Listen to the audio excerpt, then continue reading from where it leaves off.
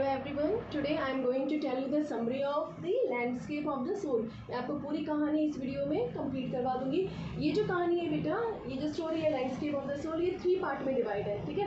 First part में आपको कुछ चाइनीज़ कहानियाँ पता लगेंगी. ठीक है. उसके बाद उसी में आपको चाइनीज़ और वेस्टर्न में जो डिफरेंस है पेंटिंग में वो पता लगेगी. उसके बाद सेकंड पार्ट आपका जाता है कंसेप्ट ऑफ सेंचुरी. वो मैं आपको समझाऊंगी सेंचुरी का क्या कंसेप्ट है. इसके बाद हमारा लास्ट पार्ट शुरू होता है कंसेप्ट ऑफ आर्ट ग्रुप. चलो ये चैप्टर आप स्टार्ट करते हैं. बेटा सबसे पहले जो हम कहानी पढ़ने जा रहे हैं वो कहानी है Chinese tale about the painter. Means क्या है कि आपको ना ये जो कहानी मैं सुना रही हूँ ना, इसी में एक छोटा पार्ट है. ठीक है, स्टोरी का. इसमें ऐसी 1-2 कहानियाँ और मिलेंगी आपको. राइट. तो इसमें क्या होता है, बहुत साल पहले मीन्स कि 8th सेंचुरी में एक महान पेंटर थे जिनका नाम था वू डाओजी. ठीक है, जो कि अपने एम्परर के लिए, जिनका नाम था ज़ुआंगज़ोंग, जो कि टैंग के थे. ठीक है. तो वो ना उनके लिए एक पेंटिंग बना रहा था. क्यों बना रहा था? क्योंकि ना एम्परर ने वू डाओजी को एक ऑर्डर दिया था कि वो अपनी पेंटिंग से उसके पैलेस की वॉल को डेकोरेट करे. ठीक है.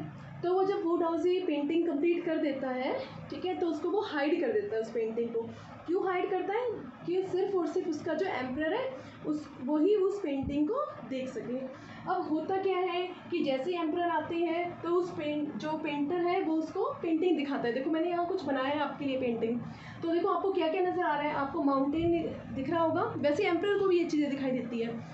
जो एम्परर है उसको दिखता है माउंटेन दिखते हैं, वाटरफॉल दिखता है, उसमें कुछ बर्ड्स दिखते हैं, उसको क्लाउड दिखते हैं, फॉरेस्ट दिखते हैं. ठीक है. और कुछ लोग क्या है पहाड़ के ऊपर चढ़ रहे हैं, ये दिखाई देता है. तो तभी क्या होता है, वू डाओजी है वो ये कहता है कि देखो आप वहाँ पर एक गुफा भी होगी, एक केव भी होगा. तो यहाँ पर जो एम्परर है वो अभी नहीं देख पा रहा होता है, वो ध्यान दे रहा होता है इस बात के लिए. लेकिन वू डाओजी है वो उसको और ज़्यादा एक्सप्लेन करता है और वो ये कहता है कि उस केव के अंदर है ना एक है ना स्पिरिट रहती है. और फिर वो जो पेंटर है वो क्या करते हैं कि वो ये बताते हैं अंदर की चीज़ें ना जाकर ही समझ में आएगी. ठीक है. तो मगर मैं यहाँ पर आपको एक्सप्लेन करूँ वो समझ में नहीं आएगा. तो वो क्या करता है कि क्लैप करता है. ठीक है. जैसे ही वो क्लैप करता है वू डाओजी, तभी क्या होता है डोर ओपन हो जाता है और वू डाओजी उसमें एंटर कर देता है. जैसे वू डाओजी एंटर करता है, एम्परर एंटर कर ही नहीं पाता. उससे पहले क्या होता है, डोर क्लोज हो जाता है. मीन्स उसके साथ ही पेंटिंग भी डिसअपियर हो जाती है, वैनिश हो जाती है. ठीक है. अब पेंटिंग गायब हो जाती है और जो वू डाओजी है वो नज़र कहीं नहीं आता उसके बाद. ठीक है. मीन्स पूरी दुनिया में कहीं भी नज़र नहीं आता. पेंट ब्रश भी क्या होती है, गायब हो जाती है. ठीक है. तो ये जो आर्टिस्ट है वू डाओजी वो कहीं भी नज़र नहीं आ रहे हैं. ठीक है. तो अब ये माना जाता है कि उसके बाद उन्हें पूरी दुनिया में कहीं भी देखा नहीं गया. ये मान लो इसका नामो निशान ही ख़त्म हो जाता है. एक ब्रश का मतलब कोई टुकड़ा भी वहाँ पर नहीं पाया जाता. कि कोई कहे कि वू डाओजी नाम का कोई चीज़ था तो कोई निशानी नहीं थी वहाँ पर. ठीक है. तो अब जो हमारी जो ऑथर है वो ये बता रही है कि ऐसी स्टोरी जो है वो चाइनीज़ क्लासिकल एजुकेशन में बहुत इंपॉर्टेंट होती है. तो चाइनीज़ में जो बुक होती है, किनकी बुक्स है, कन्फ्यूशियस एंड जुआंगजी. ठीक है. इनमें इस तरह की बहुत सारी स्टोरीज़ हैं. किस तरीके की स्टोरी? जो अभी मैंने आपको बताई कि आप इसमें क्या दिखा रहे हैं कि माइंड की कितनी ज़्यादा पावर है, ये कितना ज़्यादा हम इमेजिनेशन कर सकते हैं, उसको हम रियलिस्टिक में मान सकते हैं कि हाँ ऐसा हुआ है. लेकिन सब क्या है, बेस्ड ऑन इमेजिनेशन होता है. राइट. तो यहाँ पर क्या होता है कि इसमें ना जो बच्चे, जो टीचर्स होते हैं वो उन बुक्स में से पढ़ाते हैं, इनकी बुक्स से पढ़ाते हैं. तो इससे क्या होता है कि वो उनको अपने स्टूडेंट्स को इस तरह की बुक्स पढ़ाने के बाद क्या सिखाना चाहते हैं, वो सिर्फ और सिर्फ उन्हें गाइड करना चाहते हैं इस तरीके से कि तुम अपना माइंड इतना स्ट्रांग बना सकते हैं इमेजिनेशन के थ्रू कि तुम कहीं भी जा सकते हो, एक प्लेस से दूसरी जगह पर कहीं भी इमेजिनेशन में पहुंच सकते हो. ठीक है. अब यहाँ पर है ना एक और स्टोरी ऑथर हमारी बताती है कि एक है ना फेमस पेंटर होते हैं जो कि एक पेंटिंग करते हैं, ड्रैगन पेंट करते हैं. ठीक है. लेकिन वो उसमें ना ड्रैगन की आई नहीं बनाते. ड्रैगन की आई नहीं बनाते. क्यों आई नहीं बनाते? क्योंकि उसको ये बिलीव था कि अगर मैंने ड्रैगन की आई बना दी है तो वो ड्रैगन की आई क्या करेगी, पेंटिंग से निकल कर, मीन्स ड्रैगन क्या करेगा अगर मैंने उसकी आई बना दी ना तो ड्रैगन क्या करेगा, उस पेंटिंग से निकल कर उड़ जाएगा. ठीक है. तो अब क्या है, जो ऑथर है वो दूसरी स्टोरी से कंपेयर कर रहे हैं जो कि उनके नेटिव प्लेस से है. ठीक है. जो कि इसको अच्छे से बता सकते हैं. अब ये स्टोरी क्या है, रियलिज्म पर बेस्ड है. दैट मीन्स क्या है, 15th सेंचुरी की कहानी है, क्वेंटिन मैसेस. तो ये क्या होता है, एक लड़की से लव करता है और ये जो क्वांटिन मैस्टिस है, ये जब एक लड़की से लव करता है तो उसके ना फादर को, जो लड़की के फादर है, उसको बिल्कुल भी ये पसंद नहीं था। कौन पसंद नहीं था? क्वांटिन मैस्टिस पसंद नहीं था। क्यों पसंद नहीं था? क्योंकि ये क्या था? ब्लैक स्मिथ था, तो इसको बिल्कुल भी इसका प्रोफेशन पसंद नहीं था, राइट। तो जो क्वेंटिन मैसेट क्या करता है, एक दिन है ना चुपचाप है ना उस पेंटर के स्टूडियो में जिस लड़की से लव करता है ना, उसके फादर के स्टूडियो में एंटर कर जाता है। और उसके बाद क्या करता है, उसमें वो एक पैनल पर क्या पेंटिंग बनी हुई थी, उस पर एक फ्लाई की, एक मक्खी की पेंटिंग बना देता है, और इतना डिटेल वे में बनाता है कि कोई भी देखे उसको असली समझेगा।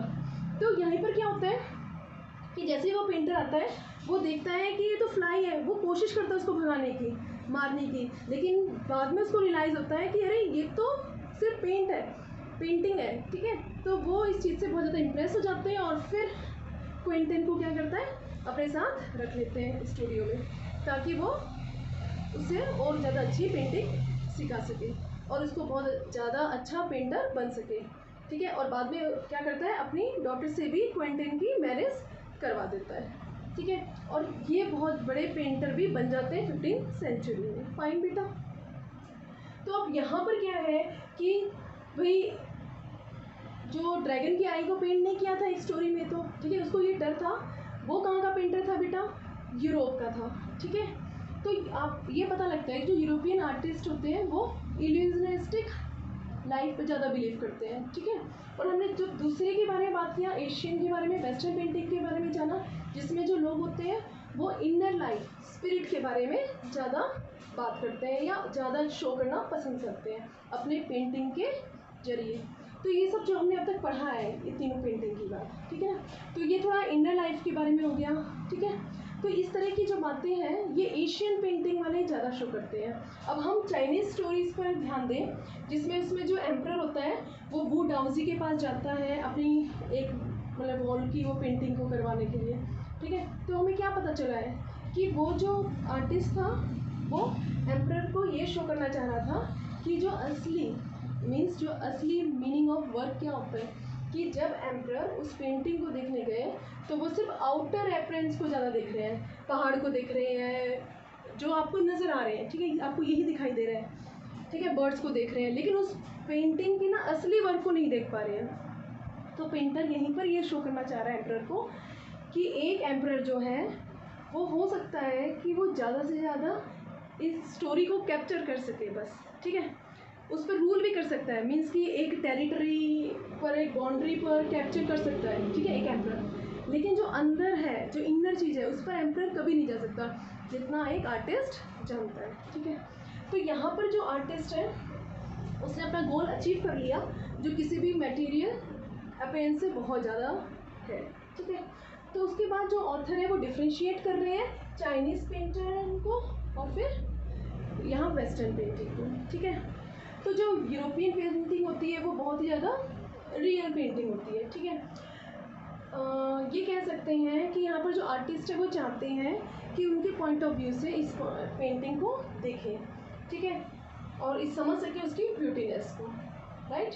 और यहाँ पर जो चाइनीज़ पेंटर है वो ऐसा बिल्कुल नहीं है, ठीक है। जो चाइनीज़ पेंटर जो है, चाइनीज़ आर्टिस्ट जो होते हैं वो सिर्फ ये चाहते हैं कि हम उनकी पेंटिंग को अलग अलग पॉइंट ऑफ व्यू से देखें, ठीक है, क्योंकि वो पेंटिंग असली में नहीं होती है, ठीक है। पर हाँ, ये कह सकते हैं कि हम अलग अलग पॉइंट ऑफ व्यू से उस पेंटिंग को सोच सकते हैं, उस पेंटिंग के अंदर ट्रैवल कर सकते हैं, किसी भी पॉइंट से कर सकते हो। जरूरी नहीं है कि मैंने जिस पॉइंट से इस पेंटिंग में ट्रैवल किया तो आप भी उसी में करोगे, ठीक है। तो इसे बताया है कि चाइनीज़ जो आर्ट है उसमें ना हमारी आइज़ को एक पाथ देते हैं, एक रास्ता प्रोवाइड करते हैं, जिससे हमें ये पता चले कि हमें किस ओर जाना है, ठीक है। और इस पेंटिंग में जैसे जैसे हम पेंटिंग के अंदर जाते चले जाते हैं, घुसते चले जाते हैं, एक एक करके धीरे धीरे हॉरिजेंटल स्क्रॉल की तरह, ठीक है। हॉरिजेंटल स्क्रॉल क्या होता है? जब हम जैसे कोई पेंटिंग कुछ भी देख रहे हैं तो वो जैसे धीरे धीरे खोलते हैं, वो उसे कहते हैं हॉरिजेंटल, ठीक है। और ज़्यादा हम डीप में जाने लगते हैं, ठीक है, किसी भी पेंटिंग के। तो देखो यहाँ पर है ना, हमने दोनों का डिफरेंस ही मैंने आपको लिख कर दिया है कि not produce an actual view. Actual view नहीं होता, मीन्स यहाँ पर क्या है, जो चाइनीज़ पेंटर है वो रियल वन नहीं करता, ठीक है।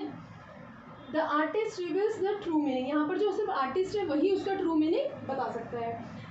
और आप इसमें कहीं से भी एंटर कर सकते हो फ्रॉम एनी पॉइंट। इसमें बताया गया है मैंने कि वेस्टर्न जो पेंटर होता है वो बिलीव करता है फिगरेटिव पेंटिंग्स में, मीन्स की जो रियल पेंटिंग की बात कर रहे हैं। Wants the audience to view the painting from a specific angle, एक specific angle by borrowing his eyes, कि वह उसकी नज़र से उसको देखें।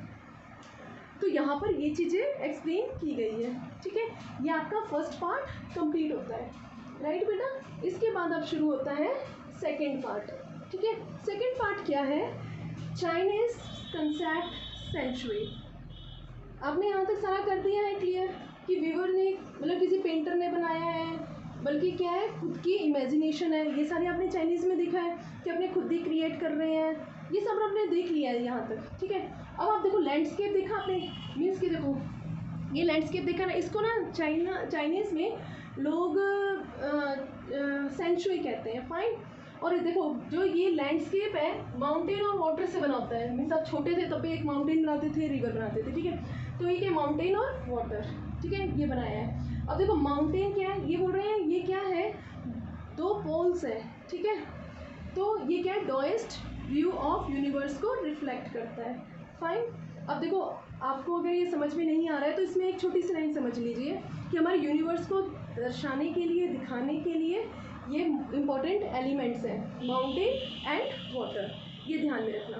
तो हमारे जो ऑथर है वो भी यहीं पर ये कहना चाह रही है कि जो माउंटेन है इज यांग, जो माउंटेन क्या है यांग ही है, ठीक है। माउंटेन क्या है यांग ही है, और जो माउंटेन जो है वो हेवन की तरफ दिखाई देता है आपको। देखो वर्टिकल दिखाई दे रहा है ना आपको, हेवन की तरफ जाता हुआ दिख रहा है, ठीक है। तो वर्टिकली टूवर्ड्स हेवन, और क्या है स्टेबल है, ठीक है, मूव नहीं करता है, स्टेबल है। नेक्स्ट इज वार्म है, ठीक है, एंड ड्राई इन सन, और वाटर इज इन, वाटर क्या है इन है। हॉरिजेंटल है, ठीक है, हॉरिजेंटल है, और रेस्ट है, फ्लूइड है, मॉइस्ट है, एंड कूल है, काफ़ी ठंडा है। तो ये दोनों क्या है बिल्कुल अपोजिट हैं, ठीक है। माउंटेन एंड वाटर क्या है एक दूसरे से अपोजिट है। देखो ये वर्टिकल हो गया ना और ये हॉरिजेंटल हो गया, फाइन बेटा, ये दोनों क्या अपोजिट है। तो इसमें जो वाटर है ये यूनिवर्स एनर्जी के फेमिनिन एस्पेक्ट को दिखाता है, और जो यांग है ये क्या करता है मस्कुलर एस्पेक्ट को दिखाता है। मीन्स अपने बात में अपनी मीन्स सिंपल सी लैंग्वेज में बोलते हैं कि ये दोनों क्या है बिल्कुल अपोजिट है, लेकिन इन दोनों की इंट्रैक्शन से ही, ठीक है, फॉर्मेशन होता है, ठीक है। बेसिक फॉर्मेशन इन दोनों के इंट्रैक्शन से ही होता है। ये और ज़्यादा डीप में आप कितना भी आ सकते हो, बट आपके सिलेबस में सिर्फ इतना ही बताया गया है, राइट। अब हमारी जो ऑथर है वो आगे कंटिन्यू करती है कि हमने दो एलिमेंट्स के बारे में जान लिया, ठीक है, जो कि माउंटेन एंड वाटर है, लेकिन एक और एलिमेंट होता है। देखो तीसरा एलिमेंट कौन सा होता है, ये बहुत ज़्यादा इंपॉर्टेंट है, लेकिन उसे कोई ध्यान नहीं देता है, और वो क्या है, वो क्या है द मिडल वॉइड। ये देखो, ये आप समझ सकते हो स्पेस, ठीक है ना। अब देखिए एक एग्जांपल देते हैं यहाँ पर ऑथर, जैसे आप प्राणायाम करते हो तो आप सांस लेते हो, ब्रीथ इन करते हो, उसके बाद स्टॉप करते हो, और जब ब्रीथ आउट करते हो तो जब स्टॉप कर रहे हो वो क्या है आपका कंसंट्रेशन पावर बढ़ा रहा है। तो जो आपने स्टॉप किया है ना सांस लेकर, मीन्स जब आप सांस लेते हो उसके बाद थोड़ा स्टॉप करते हो ना, उसको बोला गया है मिडल वॉइड, ठीक है। ये सबसे ज़्यादा इंपॉर्टेंट है, ठीक है, क्योंकि ये कंसंट्रेशन में हर जगह ये काम जरूर आता है, ठीक है। ब्रीथ इन करना और ब्रीथ आउट करना कोई बड़ी बात नहीं है, ठीक है, सभी लोग नॉर्मली करते ही हैं, लेकिन प्राणायाम कभी कहलाएगा जब सांस को आप रोक पाओगे, ठीक है, कुछ समय के लिए। तो इसी तरीके से जो ऑथर हमें समझाना चाह रही है कि जो माउंटेन है और जो वाटर है वो दो इम्पॉर्टेंट पार्ट है एक लैंडस्केप का। एक पेंटिंग के लिए सबसे ज़्यादा इम्पॉर्टेंट थर्ड एलिमेंट भी है, वो क्या है ह्यूमन खुद, ठीक है। तो अब यहाँ पर समझने की जरूरत है कि क्या बोला है कि जो अर्थ और हेवन के बीच में जो स्पेस होता है वो कौन फुलफिल करता है, ह्यूमन फुलफिल करता है, मैन फुलफिल करते हैं, ठीक है। और ये बहुत ज़्यादा असेंशियल है, ठीक है। तो इसी में ना आगे बात बताई गई है कि ना इस लैंडस्केप का जो आई है वो ह्यूमन ही होते हैं, ठीक है। यानी कि वो कहते हैं कि human is the I of the land, ठीक है। और ये भी कहते हैं कि ह्यूमन वो भी नहीं है जो इन पहाड़ों के बीच में खो जाए, ठीक है। लेकिन यहाँ पर है ना यही बात की गई है कि ह्यूमन बहुत ज़्यादा इंपॉर्टेंट है, वो नेचर को बिगाड़ भी सकता है, डिस्ट्रॉय भी कर सकता है। अगर वो नेचर को डिस्ट्रॉय करता है तो खुद को डिस्ट्रॉय करता है, और वही नेचर को बहुत अच्छा रंग रूप दे सकता है, ठीक है। तो आगे कहानी यहीं पर ख़त्म होती है, लेकिन आगे थोड़ा कंसेप्ट ऑफ आर्ट रूल समझाते हैं। जो कि हिंदुस्तान टाइम्स में 2005 में पब्लिश हुआ था। तो इसको ना थोड़ा सा समराइज वे में बता देती हूँ मैं कि इसमें होता क्या है। इन आर्ट ब्रूट क्या है, उन आर्टिस्ट के बारे में बताया गया जो कहीं से फॉर्मल ट्रेनिंग नहीं लेते हैं, ठीक है, कि ऑफिशियल राइट्स नहीं है कि हम उन्हें आर्टिस्ट बुलाएं, लेकिन हम फिर भी उन्हें आर्टिस्ट बुलाते हैं क्योंकि उन्होंने बहुत ही अनएक्सपेक्टेड पेंटिंग एक्सेप्टेंस उस चीज़ को ही बना दी है, ठीक है, जिसे हम उन्हें आर्टिस्ट बुलाने के लिए मजबूर हो जाते हैं। तो 1940s में आया था और इस कंसेप्ट का नाम है आर्ट ब्रूट, ठीक है, 1940s में आया था, या रॉ आर्ट भी बोल सकते हैं, ठीक है। तो इस तरीके का एग्जाम्पल हम अगर जाने तो वो है रॉक गार्डन इन चंडीगढ़, जहाँ पर एक नेकचंद ने क्या किया था कि उसको साफ़ करते करते, जंगल था पूरा वो, उसको साफ़ करते करते मीन्स कि इतना ज़्यादा ब्यूटीफुल स्कल्पचर्स वहाँ बना दिए थे स्टोन से, ठीक है, जो कि अनएक्सपेक्टेड था और एक आर्टिस्ट ही उसको बना सकता था उस टाइम पर, ठीक है।